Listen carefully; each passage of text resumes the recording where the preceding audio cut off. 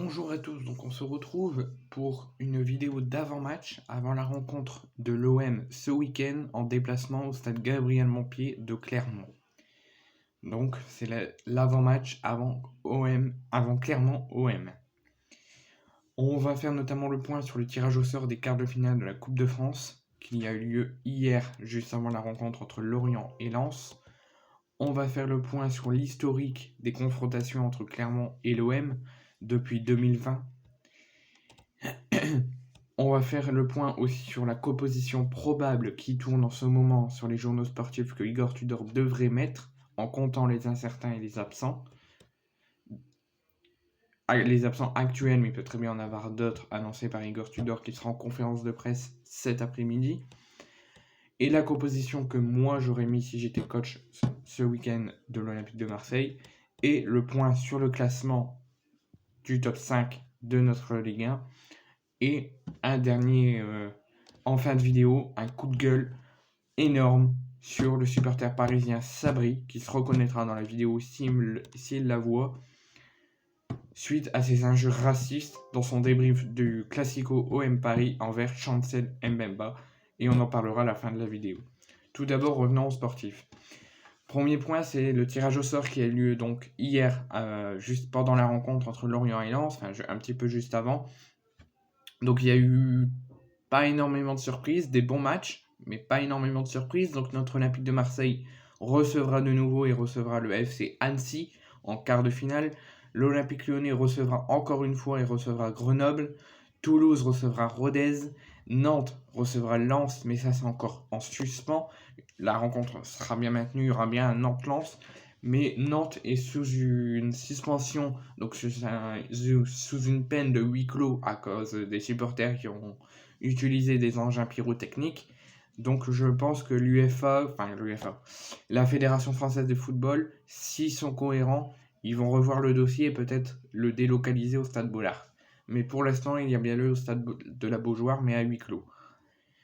Donc selon vous, vous me le dites en commentaire, qui va se qualifier en demi-finale et selon vous, quelles seront les affiches? Alors moi, je vais juste vous dire mes qualifiés que je vois pour les demi-finales. Donc je vois bien évidemment l'OM qui se qualifie contre Annecy. Lyon-Grenoble, en tant que supporter marseillais, je me dois d'espérer une élimination lyonnaise et une qualification de Grenoble. Mais si je suis honnête et si je compte le favori, c'est Lyon qui devrait se qualifier en demi-finale si on suit la logique. Toulouse-Rodez, menace de Rodez, faire extrêmement attention. Mais je pense que si on suit la logique, Toulouse devrait se qualifier. Mais attention, la surprise n'est pas à exclure parce que Rodez, je répète, vient d'éliminer Grasse et vient d'éliminer Monaco et vient encore d'éliminer un gros. Vient d'éliminer la JOCR. Donc ils peuvent encore très bien éliminer le Toulouse Football Club et tenter quelque chose dans cette Coupe de France. Et le Racing Club de Lens qui se déplace normalement au stade de la Beaujoire et je les vois se qualifier.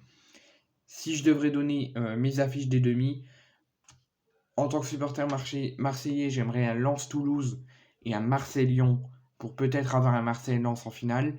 Si c'est autrement que c'est un Lyon-Toulouse ou un Lyon-Lens et que nous c'est un Marseille-Toulouse, j'aurais bien aimé en finale du Stade de France avoir un Marseille-Lyon, mais il faut déjà d'abord éliminer Annecy, il faut déjà passer le cap des demi-finales et après on pourra parler de la finale au Stade de France. Mais sinon, voici mes qualifiés et mes potentielles affiches en demi-finale. Deuxième info, alors, c'est vraiment à prendre avec tes pincettes. Moi, dès que j'ai vu ça, ma colère allait monter parce que je me suis dit peut-être, alors, selon quelques infos sportifs, Payet aurait fini en larmes dans le vestiaire après Olympique de Marseille, Paris Saint-Germain. Alors, moi, quand j'ai vu ça, j'ai eu aucun journal sportif et je me suis dit, je vais faire un coup de gueule parce que s'il pleure, c'est pas pour rien. Et je pense qu'il pleure parce qu'il joue très peu. Mais en fait, non, c'est juste. En fait, selon quelques journaux sportifs, ce serait dû à l'émotion, dû au fait qu'il va peut-être remporter un trophée avec l'Olympique de Marseille. Il y a des sites comme moi qui pensaient au début qu'il avait fini en larmes devant Tudor pour lui dire je veux du temps de jeu, je suis très triste de ne pas pouvoir jouer. Mais finalement, ça serait sur le fait qu'il est sous le coup de l'émotion, qu'il est content pour ses coéquipiers, qu'il est content que l'OM va peut-être gravir enfin un objectif. Mais en tout cas, Payet a fini en larmes et a laissé venir ses émotions dans le vestiaire. Troisième point, on va faire le point sur l'historique des confrontations entre Clermont et l'OM, donc que ça soit au Vélodrome ou au stade Gabriel Montpied. J'ai pris à partir de 2020, donc juste avant le Covid ou pendant le Covid, je ne sais plus, juste avant je crois, parce qu'après il y a eu les arrêts des championnats. Donc il y a eu 4 rencontres entre les deux équipes, toutes compétitions confondues. Donc Coupe de la Ligue, non, Coupe de la Ligue était déjà partie, donc Coupe de France ou championnat, pour un total de 3 victoires de l'OM, une à Clermont, non, 2 à Clermont et une à domicile, pour une défaite et aucun match nul. Donc en 2020, l'OM s'était imposé 2-1 à Clermont. En 2021, c'était sûrement en coupe ou en championnat, l'OM s'était imposé 1-0 à Clermont, donc souvent on réussit bien à Clermont, mais à domicile c'est souvent compliqué, on se fait souvent avoir, parce qu'en 2022 on s'était incliné 2-0, et toujours en 2022, c'était sûrement avant en championnat et après en coupe ou l'inverse, l'OM s'était imposé 1-0. Donc l'OM avait réussi à répondre à Clermont dans la même année en s'imposant 1-0, mais c'est souvent compliqué de les recevoir, mais ça passe souvent pour nous au stade Gabriel Montpied. Composition probable. Alors, il y a plusieurs compositions probables qui tournent en ce moment. Tant qu'on n'a pas la confirmation des absences, du groupe sélectionné pour cette rencontre, je rappelle, Igor Tudor et Jonathan Klaus seront en conférence de presse cet après-midi. Donc, tant qu'ils ne nous ont pas annoncé des absences ou que le groupe est au complet ou je ne sais quoi, c'est les compositions probables qui tournent en comptant les éventuels incertains et les éventuelles absences. Donc moi, c'est ce qui tourne, donc c'est Paolo Lopez, Chancel Mbemba, Eric Bailly, Leonardo Balerdi. Donc je répète, oui, Eric Bailly sera de retour. Jonathan Klaus, Kolasinac, Rongier, Kandouzi, Sanchez, Vitinha et Unai. C'est souvent les compositions probables qui tournent ces derniers jours, juste après la rencontre contre le PSG, qui tournent en ce moment en comptant les éventuels turnovers, les éventuels incertains, surtout Tavares, qu'on ne sait pas s'il va revenir, le retour d'Eric Bailly. Ma composition à moi si j'étais Igor Tudor pour la rencontre au stade Gabriel Montpied. Donc moi, comme les compositions qui tournent en ce moment, j'aurais mis Paolo Lopez au but, défense à 3, Mbemba, Bailly, Balerdi. Mais elle va avoir de la vigilance pour Bailly parce qu'il n'a pas joué depuis quelques matchs avec ses 7 matchs de suspension. Il n'a pas joué depuis le match contre hier, donc ça commence à dater. Donc à être vigilant avec lui. Donc il faudra qu'il réfléchisse à la défense Igor Tudor. Moi, sinon, j'aurais mis Klaus, Kolasinac. Donc Klaus au piston et Kolasinac au piston. Kandouzi, Rongier. Et moi, j'aurais mis en attaque Ruslan Malinowski, Alexis Sanchez et Dimitri Payet. Parce que moi, je le dis, malgré qu'Igor Tudor lui a fait des louanges, que Igor Tudor a dit qu'il avait fait un bon discours dans le vestiaire, et c'est peut-être pour ça qu'il a pleuré, que c'est un grand homme, qui est au niveau psychologique, qui tient bon, mais que malheureusement il rentre pas trop dans le système d'Igor Tudor, que c'est compliqué pour Igor Tudor et pour Payet. Moi je dis, il faut absolument, au moins jusqu'à la fin de la saison, et après on voit ça jusqu'au démarrage de la nouvelle saison, je veux du temps de jeu pour Dimitri Payet. Et c'est pas sur un match qu'on va aller le critiquer et qu'on va dire il a fait un match, il a pas été bon pendant 45 minutes, il doit plus jouer. Non, il faut qu'il continue à jouer, et s'il travaille encore fort à l'entraînement et qu'il joue de plus en plus, il commencera à rentrer dans le système de jeu d'Igor Tudor, j'en suis sûr et certain. Mais il faut le faire jouer, et ça démarre dès ce week-end à Clermont. On va faire un point avant le coup de gueule, un point sur le classement du top 5. Donc nous avons le PSG à 54 points qui s'envole, le PSG qui se déplacera à Monaco, stade Louis II, demain à 17h. Donc moi, si on se dit, allez, Paris vont gagner le titre, on les laisse s'envoler, on se dit, Paris peuvent aller gagner à Monaco. Parce que du coup, ça fera un bon résultat pour nous, parce qu'ils sont à 2 points de nous au classement. Mais en tant que Marseillais, j'espère une victoire de Monaco contre le PSG, pour que nous, ou Lens, si on s'impose, on puisse se rapprocher de la première place, qui est notre troisième objectif, je répète. C'est pas notre principal objectif, notre principal objectif c'est d'avoir la Ligue des Champions en fin de saison, en espérant faire un beau parcours l'an prochain, et d'avoir la Coupe de France et la remporter cette année. Notre troisième objectif c'est le titre. Donc, si les bons résultats pour qu'on s'envole vers le titre nous permet d'être premiers en fin de saison, on est preneur. Sinon, nous, c'est la Ligue des Champions et la Coupe de France et la Ligue 1 en 3e position. Donc, si on est Marseillais, on espère une victoire de Paris contre Monaco, pour qu'ils ne nous rejoignent pas en cas de mauvais résultats.